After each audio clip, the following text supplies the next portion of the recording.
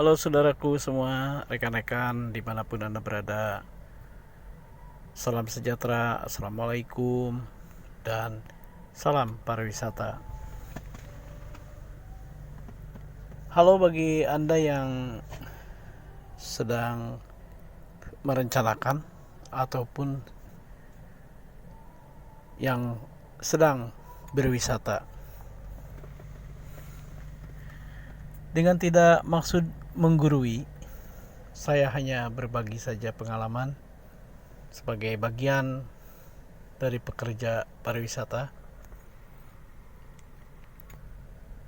Saya berbagi informasi aja, semoga bermanfaat, bahwa dalam suatu kegiatan aktivitas wisata atau piknik, terutama ke wahana-wahana tertentu yang paling berbahaya, diantaranya misalkan wisata alam terbuka berbentuk sungai, berbentuk laut, pantai, atau kolam renang sekalipun, ataupun wahana-wahana alam lainnya. Dan sebenarnya di semua wahana ya, baik yang indoor maupun yang outdoor, atau yang di dalam ruangan ataupun di luar ruangan, faktor kecelakaan itu selalu kemungkinan bisa saja terjadi jika kita lalai akan prosedur keselamatan. Memang celaka dan selamat manusia kalau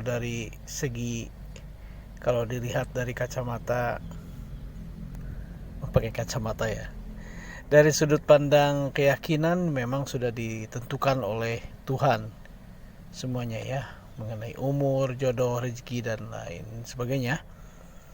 Tetapi ikhtiar kita diwajibkan pula oleh Tuhan bahwa kita harus berikhtiar untuk menjaga keselamatan diri gitu, termasuk dalam keselamatan berwisata. Pada umumnya yang pertama adalah jangan lalai. Lalai itu dalam arti banyak tentang keselamatan, disesuaikan dengan wahana yang akan kita tuju. Jadi kalau misalnya wahana laut, kalau misalkan ombaknya berbahaya, tentu Anda bunuh diri kalau langsung berenang dan tidak mengindahkan rambu-rambu yang sudah ditetapkan oleh pengelola wahananya ya. Itu banyak terjadi karena memang mereka ngotot atau sombong atau lalai, kebanyakannya lalai, tidak mengindahkan rambu-rambu berbahaya yang sudah dibuat oleh pengelola setempat. Ataupun naik gunung juga sama, itu lebih ngeri, banyak cerita-ceritanya ya, yang tetapi bisa diambil kesimpulan yaitu kesombongan, kelalaian, dan tentu saja banyak faktor lainnya. Tapi yang paling utama adalah faktor kelalaian dan kesombongan.